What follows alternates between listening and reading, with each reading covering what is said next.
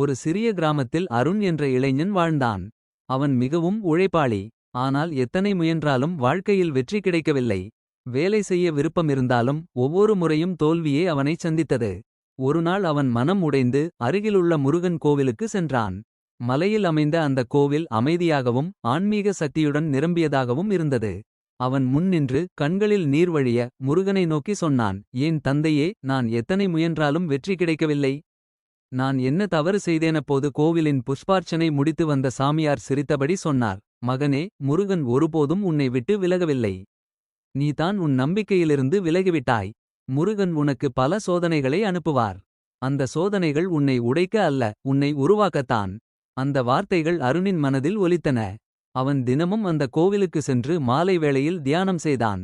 மெதுவாக அவனுள் தன்னம்பிக்கை உருவானது. வேலைக்காக மீண்டும் முயன்றான். தோல்வி வந்தாலும் அவன் நம்பிக்கையை இழக்கவில்லை.